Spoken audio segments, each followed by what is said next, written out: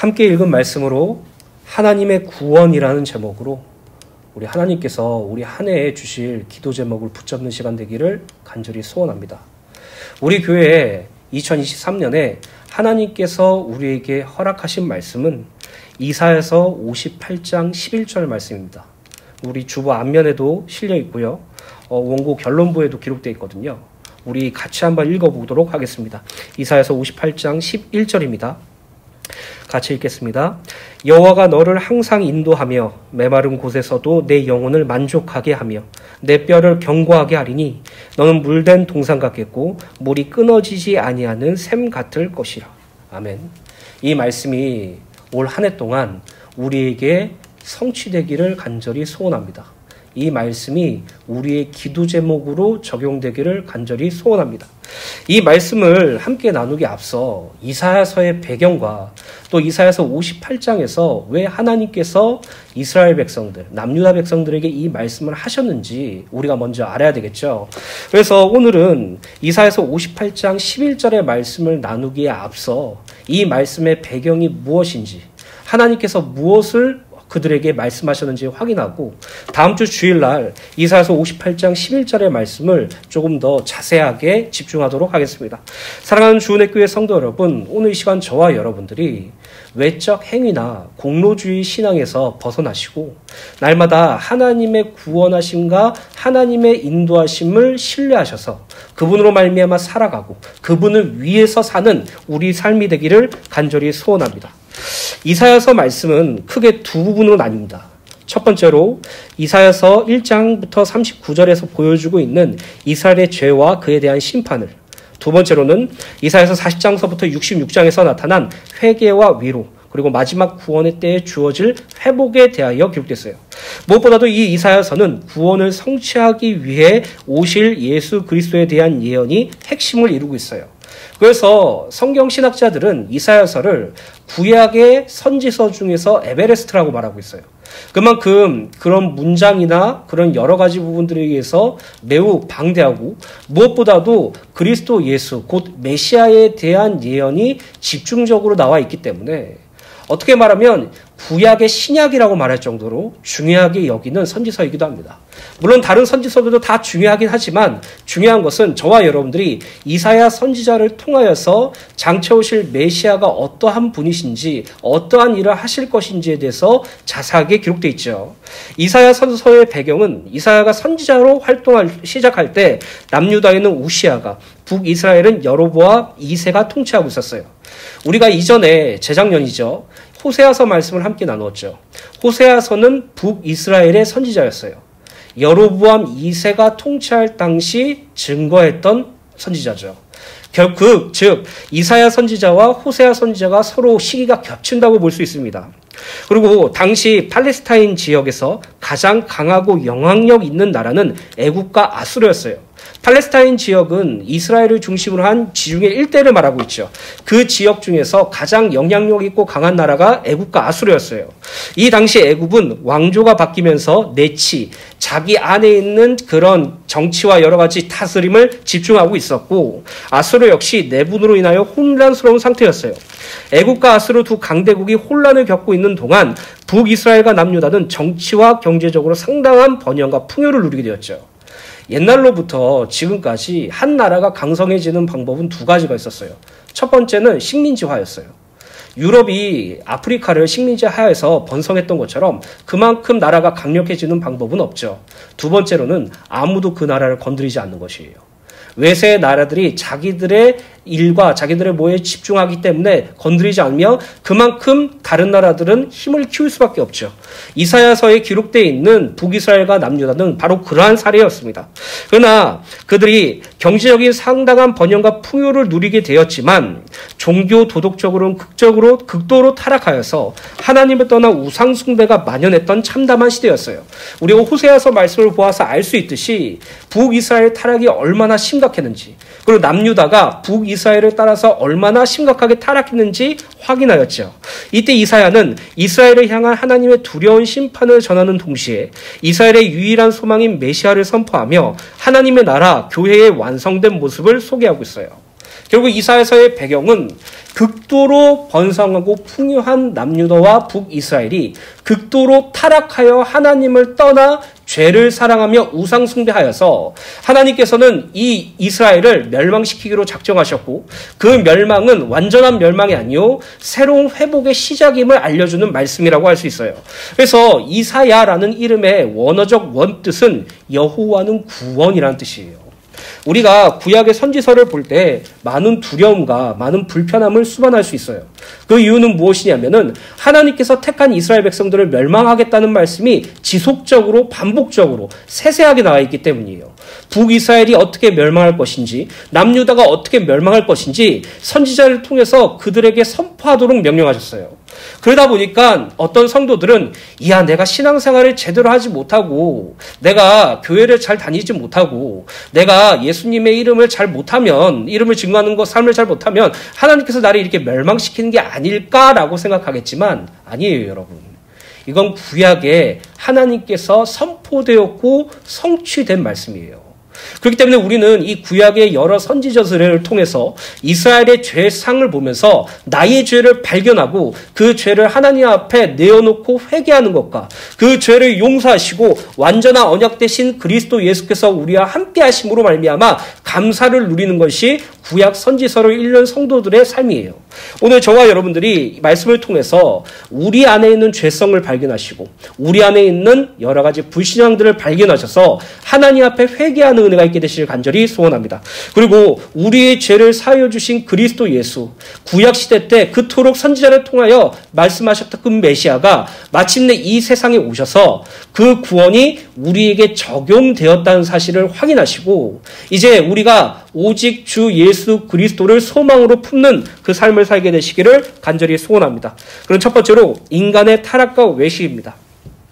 이사야서의 말씀을 보기 위해서는 그리고 이사야서 58장의 말씀을 묵상하기 위해서는 하나님께서 이사야 선지자를 향하여 하신 말씀이 무엇인지 먼저 확인해야 되겠죠. 즉 이스라엘이 어떻게 타락했는지 그 타락한 것으로 말미암아 하나님이 어떤 마음을 품고 계셨는지 확인해야 됩니다. 그래서 이사야서 1장 2절부터 4절 말씀이 바로 이스라엘의 타락과 죄상에 대해서 하나님께서 말씀하시는 내용이에요. 이사야서 1장 2절 말씀을 읽어드리겠습니다. 하늘이여 들으라 땅이여 귀를 기울이라 여호와께서 말씀하시기를 내가 자식을 양육하였거늘 그들이 나를 거역하였도다. 2절에서 하늘의 영적 세계를 의미하고요. 땅은 육체적 세계를 가리킵니다. 이는 이스라엘의 타락이 영적, 육체적 영역 모두가 인정한다는 것을 표현하는 내용이에요.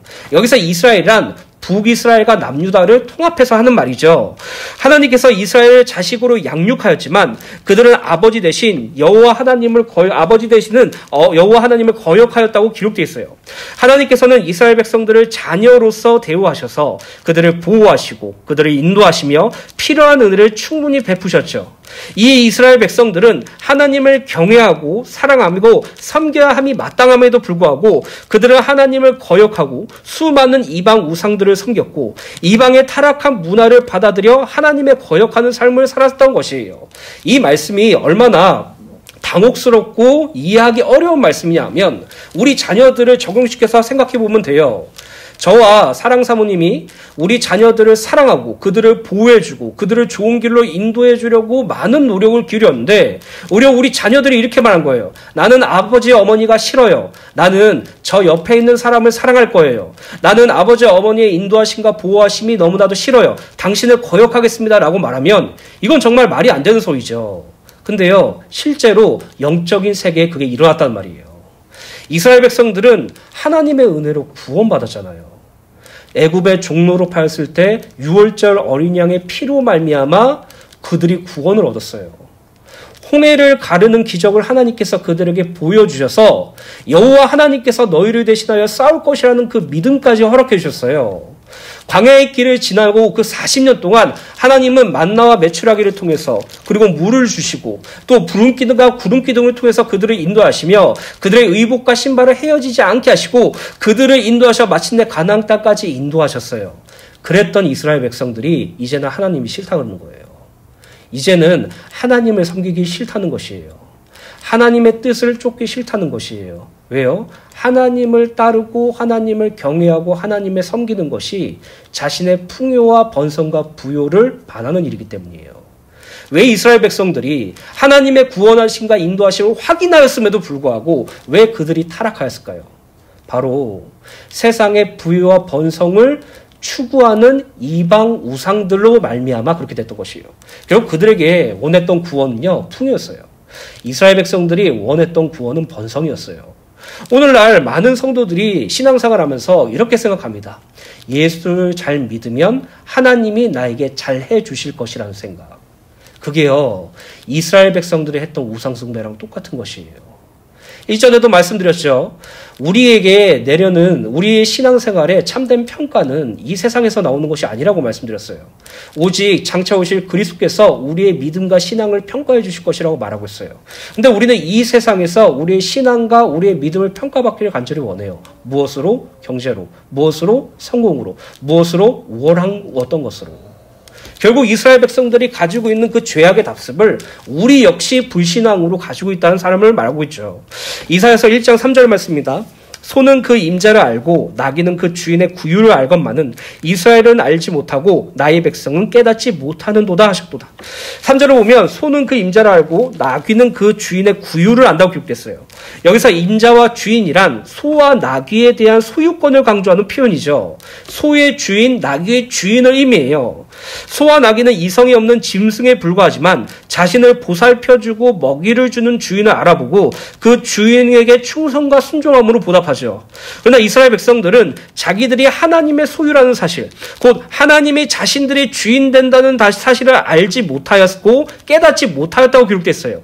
하나님께서 이스라엘 백성들을 사랑으로 보호하시고 인도하셨음에도 불구하고 그들은 하나님을 주인으로 알지 못하였고 그 은혜에 감사하지도 또 충성하지도 않았던 것이에요. 결국 그들은 하나님을 주인으로 섬기기를 거부했단 말이죠. 하나님을 자신의 삶의 주인으로 여기기 싫어했다는 말이에요. 왜요? 그들의 삶의 주인은 자기 자신이기를 원하니까. 마치 창세기 3장에 아담과 하와가 속아서 넘어갔던 것처럼 너가 하나님처럼 되어서 선악을 구분하게 하는 것에 유혹되어서 하나님의 뜻과 하나님의 원하심에 순종하는 종의 자리보다 내 뜻과 내가 원하는 것을 이루어가는 자기 스스로를 주인으로 삼는 것을 더욱 좋아했다는 것이에요.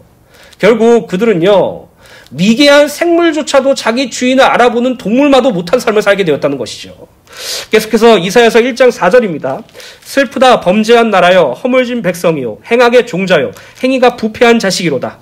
그들이 여호와를 버리며 이스라엘의 거룩하신 이를 만홀히 여겨 멀리하고 물러갔도다. 4절을 보면 이스라엘을 향하여 범죄한 나라 허물이 많은 백성, 행악의 종자, 행위가 부패한 자식이라고 말하며 그들은 여호와 하나님을 업신여기고 하나님을 배반하고 돌아섰다고 기록되어 있죠. 이스라엘에게는 하나님의 거룩한 율법이 있었어요. 또 제사장들과 선지자를 통해서 바른 길로 인도받을 수 있는 모든 여건이 주어져 있었어요. 그럼에도 불구하고 그들은 하나님의 뜻을 따르는 것을 지독하게 싫어했던 것이에요. 불신자들과 그들 이방 나라들과 이스라엘 백성들의 차이를 생각해 보세요. 하나님께서 그들에게 율법을 주시고 하나님께서 그들에게 제사장을 허락해 주시고 하나님께서 그들에게 선지자를 허락하여 주셔서 충분히 하나님의 뜻이 무엇인지 알고 그분의 뜻대로 살아갈 수 있도록 하나님께서 허락해 주셨음에도 불구하고 그들이 그것을 하지 않았던 건 하나님의 뜻을 쫓기 싫어서예요. 정말 무서운 일이죠. 하나님이 얼마나 허무해하셨을까요? 물론 이 허무한 감정은 인간이 갖는 감정이니까 제가 실수한 말이기도 합니다. 하나님이 얼마나 진노하셨을까요? 오늘날 구원받은 성도가 하나님께서 허락하신 그 은혜들을 기억해 보세요. 하나님께서는 우리들에게 하나님의 말씀인 성경을 허락하셨어요. 하나님께서는 우리에게 기도할 수 있는 자격을 허락해 주셨어요. 하나님께서는 우리에게 예배를 드릴 수 있는 특권을 허락해 주셨어요. 그 중에서 가장 중요한 건 성령 하나님께서 우리 안에 함께 거하셔서 하나님의 뜻을 쫓는 자리로 우리를 인도해 주신다고 성경을 통해 말씀하셨어요. 근데요, 우리는요, 하나님의 뜻을 따라야 된다는 것을 옳다고 말하지만 실상은 그렇지 않죠. 자기 뜻이 더 중요하죠. 내가 세운 계획, 내가 그린 그림을 하나님께서 이루어 주셔야지만이 내가 온전한 신앙생활을 하고 있다는 그 착각 속에 빠지죠. 사랑하는 주은혜교회 성도 여러분, 오늘 이 시간 저와 여러분들이 구약의 이스라엘 백성들의 타락을 보면서 우리의 불신앙과 죄를 확인하셔야 돼요. 얘들은 왜 이렇게 타락했지? 얘들은 왜 이렇게 죄를 많이 짓지? 아니에요. 우리의 모습이에요. 구약을 거울 삼아서 하나님 앞에 나아지는 은혜가 있게 되시기를 간절히 소원합니다. 하나님께서는 이스라엘을 향하여 너희는 하나님의 뜻에서 빗나간 범죄한 나라고 죄악의 무거운 짐을 진 백성이며 너희들의 근원, 너희들의 씨앗은 죄악이기 때문에 오직 죄의 열매를 맺을 수밖에 없으며 너희의 본질은 매우 부패하였기에 너희들의 결과는 멸망과 파멸밖에 없다고 말씀하신 것이에요. 이스라엘은 우상 숭배와 그로 인한 타락으로 인하여 하나님과 관계를 완전히 끊어버렸고 하나님 앞에서 범죄하며 그분과 무관한 악한 삶의 방향으로 더욱더 치우쳤죠. 아까도 말씀드렸지만 남유다와 북이스라엘이 하나님으로 말미암아 구원받아 가나안 땅에 들어가는 그 인도를 맛보고 하나님이 주신 율법과 선지자들과 제사장들이 있음에도 불구하고 하나님의 뜻을 거스렀던 이유는요. 호세아서 말씀에 나와 있죠. 이방 우상들이 나에게 떡과 물과 옷과 포도주를 주기 때문이라고요. 세상의 것을 주기 때문이죠. 그래서요, 이 예수 그리스도를 믿는 성도들이 세상의 것을 하나님께 요구하고 그것을 동기부여로 삼아 신앙생활을 한다면 고린도전서 15장의 부활에 대한 말씀처럼 가장 불쌍한 자예요. 오늘 저와 여러분들이 하나님의 뜻을 거스르는 자, 하나님이 원하심을 외면하는 자가 아니라 하나님의 뜻과 하나님의 원하심을 향해 달려가기를 소원하는 자의 신앙이 회복되기를 예수님의 이름으로 간절히 축원합니다. 이사야서 1장 말씀은 바로 이사야서에 있었던 이스라엘들의 타락에 대해서 말했죠. 그리고 오늘 우리가 한 해 동안 붙잡을 말씀 이사야서 58장 11절의 말씀은 어떠한 배경으로 기록되어 있냐면 바로 남유다의 종교적 외식에 대하여 기록되어 있어요. 이사야서 58장 1절 말씀 제가 읽어드리도록 하겠습니다. 크게 외치라. 목소리를 아끼지 말라. 내 목소리를 나팔같이 높여 내 백성에게 그의 허물을 야곱의 집에 그들의 죄를 알리라. 이사야서 58장은 금식에 초점을 맞추어 남유다 백성들의 외식적인 종교의식에 대한 범죄를 지적하는 말씀이에요. 당시 남유다 백성들은 겉으로는 하나님은 진실하게 찾는 것처럼 행동하고 의로운 삶을 사는 것처럼 보였지만 그들의 삶의 이면에는 죄악이 가득했어요. 그들은 하나님 앞에 겸손한 척 하기 위하여 금식을 하였지만 그 실상은 하나님으로부터 어떤 보상을 받아내기 위한 방편이었어요. 즉 그들은 외식과 더불어 자기 행위로 하나님과 거래하는 공로주의에 빠져있던 것이에요. 이에 1절에 하나님께서는 이사야에게 목소리를 크게 힘껏 내어 외치고 목소리를 나팔 소리처럼 높여서 너희들의 신앙은 외면적으로 볼 때 훌륭해 보인다고 할지라도 너희들의 내면 실체는 허물과 죄가 가득한 죄인이라는 사실을 알리고 있는 말씀이에요. 남유다 백성들은요 금식했어요. 남유다 백성들은요 율법을 읽었어요. 남유다 백성들은요 하나님 앞에 제사를 드렸어요. 근데 그 모든 게 외식적 행위였어요. 그것을 함으로 하나님께서 나에게 복을 주시겠지라는 우상주의 사상. 그것을 함으로 내가 깨끗하게 되어지겠지. 오늘날 한국교회가 많은 착각 속에 빠져 있어요. 예배 드리면 다 되는 줄 알아. 물론 예배가 가장 중요하죠. 근데 내가 예배 드렸어 이걸로 끝나요. 삶 속에 내가 지금 걸어가는 인생길 속에 주의를 제외한 모든 삶은 내 마음대로 살아요. 내 뜻대로 살아요. 내가 원하는 대로 살아요. 그리고 그날 주일날 가서 예배드리면 끝이죠. 목회자도 그렇게 착각해요. 아니에요. 여러분 우리가 디모데전서 말씀, 디모데전서의 말씀을 묵상하면서 알겠잖아요. 경건을 연습한다는 것. 경건은 무엇입니까? 하나님께 예배 드리는 것처럼 살아가는 삶이에요. 그 삶이 우리의 삶에 연속적으로 일어나야 돼요. 단순히 수요 예배, 금요 예배, 주일 예배, 새벽 예배를 통해서 그 예배를 끝나서 나는 다 했어 라는 것이 아니라 내가 하나님 앞에 교회를 향해서 헌금을 했어. 내가 주일 예배를 드렸어. 내가 수요 예배를 드렸어. 내가 그 교회에서 예배 드리면서 기도했어. 이것이 끝이 아니에요. 우리는요 예배 드리기 위해서 이 땅을 사는 것이 아니에요. 냉정하게 말하면 예배를 통해서 하나님이 원하시는 것이 무엇인지를 발견하고 하나님의 뜻대로 사는 것이죠. 그냥 수요, 금요, 주일날만 하나님께 드리는 것이 아니라 내 모든 삶을 하나님께 드리는 것이 마땅한 것이에요. 근데 우리는 예배만 드리면 된다라고 생각을 해요. 사랑하는 주은혜교회 성도 여러분, 예배는요 내 인생의 방향을 올바르게 설정하는 삶이에요. 내 인생의 방향이 나의 뜻과 세상의 것으로 가게 되는 것을 예배를 통해서 다시 다시 본질로 돌아가는 것이죠. 그래서 우리의 모든 삶이 예배적 삶을 살아야 되는 것이 마땅합니다. 그러나 남유다처럼 우리도 이러한 범죄 속에 있죠. 이사야서 58장 2절입니다. 그들이 날마다 나를 찾아 나의 길 알기를 즐거워함이 마치 공의를 행하며 그의 하나님의 규례를 저버리지 아니하는 나라 같아서 의로운 판단을 내게 구하며 하나님과 가까이 하기를 즐거워하는도다. 2절 말씀을 언뜻 보면 당시 남유다 백성들은 실제로 여호와 하나님을 진심으로 추구하고 의를 행하고 하나님의 뜻을 알고자 열망하며 하나님이 판단하시기에 완전한 삶을 살았던 것처럼 보여요. 그러나 그들은 외적 측면에서 하나님에 대한 열심이 있는 것처럼 보였을 뿐이지 그들의 내면은 육신의 쾌락을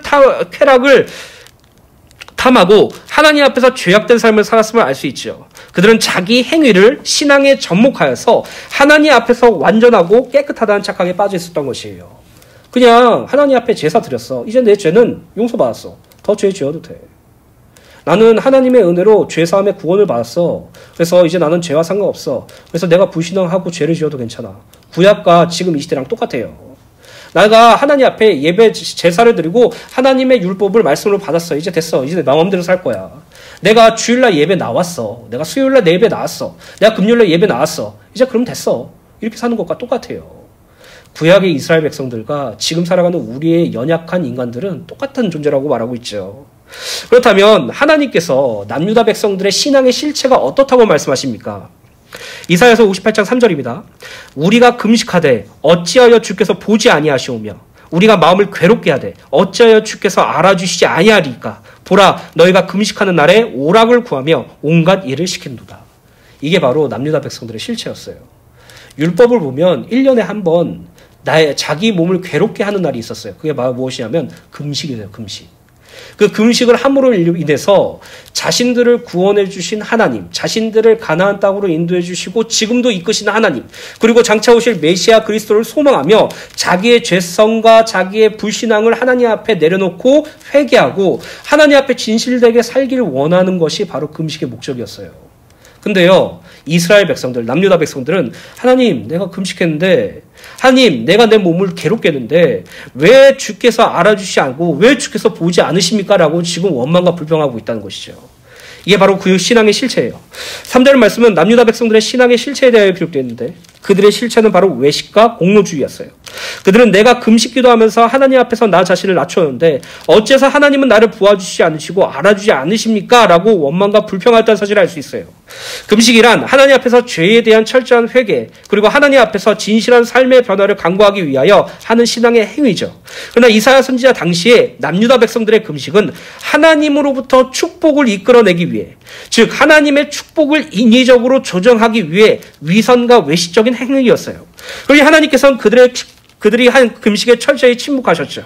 이에 이 남유다 백성들은 하나님께 자신들의 금식에 대하여 왜 합당한 보상을 해주시지 않느냐고, 우리가 금식을 해도 하나님은 우리를 보시지 않으시고 알아주시지 않으신다고 하며 불평과 원망을 하고 있는 것이에요. 결국 남유다가 행한 금식은요, 하나님의 뜻과 하나님의 원하심의 금식, 하나님이 기뻐하시는 금식이 아니라 내가 금식을 함으로 하나님께서 나에게 베풀어 주신 어떠한 것을 구하는 것이었어요. 내가 금식 기도합니다. 나에게 돈을 주세요. 내가 금식 기도합니다. 내 문제 해결해 주세요. 내가 금식합니다. 나를 잘되게 해주세요. 하나님 왜 나에게 경제를 허락하지 않으시고 왜 나를 잘되게 해주시지 않으시고 왜 나에게 문제를 해결해 주시지 않으십니까? 내가 이렇게 금식했는데. 이것이 우리 신앙생활에 얼마나 많이 적용되어 있는지 아십니까? 내가 주님을 위해서 살고 있는데, 내가 주를 위해서 내 헌금을 드렸는데, 내가 이렇게 예배를 나오는데, 내 마음은 주님을 위해서 살겠다고 하시는데, 왜 내 삶은 책임져 주시지 않으시고, 왜 내 삶은 문제 가운데 내버려 두시고, 왜 나를 성공하게 해두시지 않느냐고 얼마나 많은 성도들과 목회자들이 원망합니까? 이것이 공로주의예요. 신앙생활에 공로주의가 들어가는 순간 우리는 하나님과 자녀의 삶을 사는 것이 아니라 하나님과 거래하려는 삶을 살아요. 내가 전도 선교에 올인하면 하나님께서 나에게 축복해 주시겠지. 전도 선교가 축복이지. 뭔 축복을 더 받으려고 그래요. 전도 선교를 많이 하면 많이 할수록 여러분의 통장에 풍성해집니까? 여러분들이 가지고 있는 현금들이 많아집니까? 그게 하나님과 거래하는 거지. 그게 하나님의 뜻대로 사는 것입니까? 우리는요, 그러한 등과 교환 법칙 속에서 하나님 앞에 대면하는 경우가 너무나도 많아요. 내가 새벽 예배하면 하나님께서 우리 교회를 부흥시켜 주시겠지. 내가 말씀과 기도에 전념하면 우리 성도들이 살아나서 우리 성도들이 조금 더 교회를 위해서 헌신해 주시겠지. 목회자들이 갖는 공로주의예요. 하나님이 하셨고 하나님이 하시며 하나님이 하실 것이라는 것을 말씀을 통해서 확인했는데, 내 신앙은, 나의 신앙을 지키고 보호하시는 분은 오직 하나님이라는 것을 확인했는데, 우리는요 끊임없이 세상의 것을 끌어다가 하나님 앞에서 거래하려고 한다는 것이죠. 이것이 남유다 백성들의 실상이고요, 오늘날 많은 기독교계의 목회자 성도들이 가지고 있는 불신앙이에요. 결국 그들은, 남유다 백성들은 멸망할 수밖에 없었죠. 마태복음 15장 7절부터 9절 말씀을 보시면 예수님께서 이렇게 말씀하셨어요. 바리새인들을 향해서 말씀하시죠. 외식하는 자들아, 이사야가 너희를 관하여 잘 예언하였도다. 일렀을 때 이 백성이 입술로는 나를 공경하되 마음은 내게서 멀도다. 사람의 계명으로 교훈을 삼아 가르치니 나를 헛되이 경배하는도다 하였느니라 하시고, 오늘날 많은 교회의 목회자와 성도들이 입술로는 하나님을 공경한다고 해요. 근데요 마음은 떠났어요. 그냥 신앙생활을 하는 것이 의미가 없는 것처럼 부여됐어요. 그냥 예배만 나오면 된다고 생각해요. 주일 예배, 금요 예배, 수요 예배 나오면 끝이라고 생각을 해요. 내 삶 속에 하나님을 향한 간절함이 없어요. 하나님의 뜻대로 살길 원하는 소원이 없어요. 그냥 내 마음대로 사는 것이 일상이 되었어요. 내 뜻대로 사는 것이 당연한 것처럼 되었어요. 그리고 예배에 나와서 나를 바꿔주세요라는 그 기도보다 언젠간 바뀌겠지라고 방종하게 돼요. 여러 가지 문제와 어려움이 닥칠 때 우리는 바로 하나님을 원망하죠. 나 주님을 위해서 살기를 소원했잖아요. 나는 주님의 일을 하길 원한다고 말씀드렸잖아요. 내가 실제로 주님 앞에 헌금하고 예배드리고 주님의 일을 하기 위해서 노력했잖아요. 근데 왜 이렇게 나를 힘들게 해요? 잘 되게 해주셔야지. 이렇게 어망불평하잖아요. 오늘 남유다 백성들이 가지고 있는 외식주의와 공로주의가 우리 안에도 잔재되어 있다는 것을 확인하시고, 그래서 하나님 앞에 무릎 꿇고 내어놓고 죄로 회개하는 은혜가 있기를 지난주에 소원합니다. 빛으로 어둠을 비추세요. 그 어둠은 빛이 될 것입니다. 두 번째로 하나님의 구원과 인도입니다. 이사야서 58장 6절, 이제 본문 말씀이 들어가죠. 이사야서 58장 6절부터 11절 말씀을 함께 나누도록 하겠습니다. 6절 말씀을 읽어드리겠습니다. 내가 기뻐하는 금식은 흉악의 결박을 풀어주어 주며 멍에의 줄을 끌어주며 압제당하는 자를 자유하게 하며 모든 멍에를 꺾는 것이 아니겠느냐. 이사야서 58장 6절부터 7절의 말씀은 하나님께서 기뻐하시는 금식이 무엇인지에 대하여 기록되어 있어요. 6절을 보면 하나님께서 기뻐하는 금식이란 흉악의 결박을 풀어주고 멍에의 줄을 끌어주며 압제당하는 자를 자유하게 하며 모든 멍에를 꺾는 것이라고 기록되어 있어요.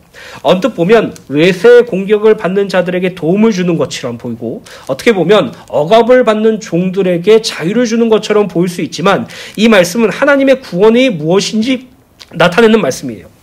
6절에 흉악의 결박을 풀어주고 멍에의 줄을 끌어주며 압제당하는 자를 자유하게 하며 모든 멍에를 꺾는 것에 대한 의미는, 하나님께서 과거 이스라엘이 애굽의 압제의 종노릇 하고 있을 때 그들을 유월절의 어린 양의 피로 구원하셨다는 것을 의미하며, 이는 궁극적으로 메시아의 대속 죽음을 통해 죄를 사여 주시고 영적인 자유를 주시는 은혜와 소망을 품는 것을 의미해요. 실제로 그들이 금식할 때 이런 여러 가지 사례들을 행동하도록 하셨어요. 그럼 그 행동의 그 기반과 근본은 무엇이냐? 우리를 애굽에서 구원하게 하신 하나님, 우리를 애굽에 종살이했던 우리를 그리스도의 유월절 어린 양의 피로 자유롭게 하신 하나님, 그것을 가지고 하도록 요구하셨죠. 결국 성경에서 말하는 어떤 자유함과 구제나 이런 것들은요, 철저하게 하나님의 구원과 인도하심을 묵상하고 누리는 것으로 시작하는 것이란 말이에요. 계속해서 이사야서 58장 7절입니다. 또 줄인 자에게 내 양식을 주며 유리하는 빈민을 집에 들이며 헐벗은 자를 보면 입히며 또 내 고륙을 피하여 스스로 숨지 않은 것이 아니하겠느냐라고 얘기했죠. 7절에 하나님께서 기뻐하시는 금식이란 줄인 자에게 양식을 나누어주고 유리하는 빈민을 집에 들여 도와주고 헐벗은 자를 보면 입히고 도움이 필요한 친척이 있으면 외면하지 않고 도와주는 것이라고 기록되어 있어요. 어떻게 보면 하나님이 원하시는 금식은 구제라는 외적 행위로 보일 수 있죠. 근데 이 7절의 줄인 자와 조금 후에 말씀을 나눌 10절의 줄인 자는 그 원어가 영혼이라는 의미를 가지고 있어요. 영혼이 줄인 자라는 의미를 가지고 있어요. 그거는 이따 10절 말씀을 통해서 확인하도록 하겠습니다. 이 말씀은 구절에는 외적 행위가 아니라 이 내용은 과거 이스라엘 백성들이 40년 동안 광야 생활을 할 때 하나님께서 인도하심과 보호하심을 나타내요. 영혼의 줄인 자에게 양식을 나눠준다는 것은 하나님께서 광야의 길을 걷는 이스라엘 백성들에게 만나를 먹이신 것을 의미해요. 이 만나는 무엇을 의미합니까? 하나님의 말씀이죠. 그리고 하나님께서 광야 생활을 통해서 이스라엘 백성들에게 말씀하시고자 하셨던 것은 너희들은 세상의 떡으로 사는 존재가 아니라 하나님의 말씀으로 사는 존재라는 것을 깨닫게 하시기 위함이었어요. 그리고 유리하는 비밀을 집이 드렸다는 것은 하나님께서 이스라엘 백성들을 정청는 광야길 속에서 그들에게 구름 기둥과 불 기둥으로 인도하시고 보호하심으로 그들을 안전하게 지키셨다는 것을 의미해요. 헐벗은 자를 보며 입힌다는 것은 그들의 백성들이 광야 생활 40년 동안 그들의 의복 곧 하나님의 백성이라는 신분을 헤어지지 않게 하셨다는 것을 의미하죠. 이상하죠? 40년 동안 그 이스라엘 백성들이 광야 생활을 하면서 그들의 의복과 그들의 신발이 헤어지지 않았다고 말하고 있어요. 이거의 영적인 원리는 무엇인지 아십니까? 이스라엘 백성들 당시 팔레스타인의 의복은 자신의 신분을 의미했어요. 신발 역시 자신의 신분을 의미했죠. 그 신분이 헤어지지 않았다는 것이에요. 그것은 무엇을 의미합니까? 그들이 광야라는 40년 동안의 극단적인 어려움 속에 처해 있었지라도 하나님께서는 그들의 신분을 결코 바뀌게 하지 않으셨다. 하나님의 백성이다라고 말하고 있는 것이죠. 마지막으로 고륙 친척을 외면하지 않고 도와준다는 것은 하나님께서 당신의 백성이요 당신의 자녀된 이스라엘을 끝까지 외면하지 않으시고 보살피시고 인도하셔서 마침내 가나안 땅을 들게 하셨다는 사실을 의미해요. 그들이 광야의 생활을 하면서 하나님께서 공급해 주시는 것들로 생존하면서 하나님의 인도하심인 구름 기둥과 불 기둥을 따라가면서 그들은 기뻐하면서 걸어갔습니까? 아니죠. 환경과 형편 보고 하나님을 원망하고 불평했어요. 그들이 다시 애굽으로 돌아가길 원했고 그들이 다시 포기하기를 원했어요. 그럼에도 불구하고 하나님은 그들을 포기하지 않으셨죠. 끝까지 그들을 가나안 땅으로 이끄셨어요. 그것이 바로 하나님께서 원한 금식이고 이 금식이 그들에게 적용되길 원했던 것이에요. 신명기 1장 30부터 31절 말씀을 현대인의 성경으로 읽어드리겠습니다. 여러분을 인도하시는 여호와 하나님이 여러분을 위해 이집트에서 행하신 것을 여러분들은 다 목격했습니다. 무엇을 의미합니까? 애굽의 종살이에서 자유케 한 구원을 의미하죠. 바로 그 하나님이 여러분을 위해서 싸우실 것입니다. 무엇을 싸우십니까? 그들이 가나안 땅까지 들어가는 그 모든 길 속에서 하나님께서 그들을 보호하시고 지키시고 싸우실 것이라고 말하죠. 31절에 여러분들도 다 아는 일이지만 여러분이 하나님 여호와께서는 마치 아버지가 자식을 돌보듯이 광야에서 여러분을 보살펴 이곳까지 오게 하셨습니다. 하나님께서 이스라엘 백성들을 인도하셨을 때 어떤 주인과 종의 관계 이전에 아버지와 자녀의 관계로서 그들을 안전하게 보살피고 인도하셨다라고 말하고 있죠. 즉 하나님께서 원하는 금식이란 하나님께서 기뻐하는 금식이란 하나님 앞에 자기의 죄를 자복하고 회개하고 하나님 앞에서 진실되게 살기를 소망한다는 신앙의 행위죠. 그리고 금식의 궁극적인 목적은 과거 애굽에서 어린 양의 피로 구원하신 하나님, 생존할 수 없는 광야에서 보호하시고 인도하신 하나님을 누리는 것으로 목적으로 둬요. 근데 남유다 백성들은 어떻게 했습니까? 그 금식을 자기의 복을 받기 위해서 인위적으로 이용했죠. 그렇다면 이 말씀을 우리에게 적용해 봅시다. 그렇다면 우리도 이렇게 금식해야지 우리가 하나님의 구원을 깨닫고 하나님의 인도하심을 깨닫는 것입니까? 아니에요, 여러분. 금식이라는 행위는 아름다운 행위가 맞아요. 금식을 통해서 하나님의 뜻을 알고 하나님 앞에 진실되게 살기를 소원하며 하나님께 회개하며 그 금식을 통해서 구원의 축복과 감격을 회복하는 것 역시 맞아요. 근데요, 이 말씀은 구약에 주님께서 메시아를 보내기 전에 그들에게 허락하신 말씀이죠. 우리는요, 이 땅에 그리스도께서 이 세상에 오셨고 그분의 구원이 우리에게 성취되고 적용되었다는 사실을 기억하셔야 돼요. 이 말은 어떤 의미를 가지고 계십니까? 하나님께서 이사야 선지자를 통해서 하신 이 모든 말씀은 곧 예수 그리스도께서 성취하셨다는 것이에요. 우리가 이제 금식해서 따라갑시다가 아니라 우리가 이미 이 복이 우리에게 적용되었음을 선언하는 것이죠. 그래서 이사야서 58장 8절 말씀입니다. 그리하면 내 빛이 새벽같이 비칠 것이며 내 치유가 급속할 것이며 내 공의가 내 앞에 행하고 여호와의 영광이 내 뒤에 호위하리니 라고 기록되어 있죠. 이사야서 58장 8절부터 11절의 말씀은 애굽에서 종로를 타였던 이스라엘을 구원하셨던 하나님, 광야 생활 속에서 그들을 생존하게 하시고 인도하신 하나님, 그리고 장차 오실 메시아를 통하여 온전한 제사함의 구원과 하나님의 나라의 완성을 누리는 금식을 행할 때 하나님이 주시는 놀라운 축복들에 대해서 예언하고 있죠. 이 당시 이사야 선지자가 활동하던 이 시기에 하나님께서 그들에게 예언하셨어요. 그리고 이 예언을 누가 이루셨다고요? 그리스도께서 이루셨잖아요. 그렇다면 우리는 이것은, 이 말씀은 우리에게 예언이 되는 것이 아니라 성취되고 적용된 말씀으로 해석해야 돼요. 또한 이 말씀은 예수 그리스도로 구원받은 성도들에게 완전히 성취된 말씀이에요. 그리스도께서 성취하셔서 우리에게 적용시킨 말씀이죠. 8절의 축복들을 하나씩 살펴보시자. 먼저 내 빛이 새벽같이 비칠 것이며란 생명의 빛 대신 그리스도께서 우리와 함께 하심으로 흑암과 어둠에 그리스도의 빛을 비추는 빛의 자녀의 삶을 의미해요. 빛을 비추어라가 아니에요. 빛의 자녀가 되었어요. 우리가 이 땅에서 그리스도 예수를 믿고 구원받으러 말미암아 생명의 빛 대신 그리스도 예수께서 그들어 하셨고 하나님의 영광의 아는 빛을 우리에게 비추심으로 말미암아 우리는 빛의 자녀가 되었다는 것이죠. 내 치유가 급속하실 것이여란 새 생명으로서 회복을 의미하며 이는 성도가 그리스도 예수와 함께 죽고 부활함으로 말미암은 새로운 피조물로서의 삶을 의미해요. 그래서 우리가 예수 그리스도께서 우리의 치유자 되신다는 것은요, 단순히 우리의 이 편들, 이 육의 몸을 건강하게 만들어주신다는 개념이 아니에요. 주님께서 병을 치료해 주시는 사례들도 있죠. 실제로 병이 치료되는 여러 가지 일례들도 있었습니다. 근데 우리에게 치료는요, 새롭게 된 피조물로서의 치료예요. 우리가 주님의 뜻과 주님을 위해서 살 수 있는 마음으로 주님께서 나에게 날마다 치료해 주신 것이죠. 그래서 제가 참 좋아하는 찬양이 기뻐하며 왕께 라는 찬양이거든요. 후렴구 부분은요, 예수님이 나의 창조자 되시고 나의 치료자 되시고 나의 선한 목자 되신다고 나와 있어요. 오늘 주님께서 주시는 치료로 말미암아 우리는 이미 그 은혜 속에 들어갔다는 사실 기억하시길 간절히 소원합니다. 공의가 내 앞에 행하고란 예수 그리스도께서 세상 죄를 지고 가신 하나님의 언의장로로서 십자가에 달려 죽으심으로써 하나님의 공의를 만족하게 하셨고 이를 믿는 모든 성도들에게 죄 사함과 더불어 의롭게 칭함을 받은 것을 의미해요. 공의라는 단어는 매우 무서운 단어죠. 죄와 의가 확실하게 구분되는 단어예요. 이 공의의 주체자는 하나님이시죠. 과거 이스라엘 백성들과 예수 그리스도께서 이 땅에 오시기 전 모든 사람들은 하나님의 공의 앞에서 죄인이었어요. 그 죄는 그 누구도 해결할 수 없었던 것이죠. 그러나 그리스도 예수께서 세상의 죄를 지고 십자가에 죽으심으로 말미암아 단 한 번의 완전한 제사로 하나님의 공의를 만족하셨어요. 그래서 구원받은 성도들 앞에서 하나님의 공의는 이제 더 이상 죄인이 아니라 의인으로 선언된 것이에요. 그 하나님의 공의가 어디에 있다고요? 우리 앞에 있다고요.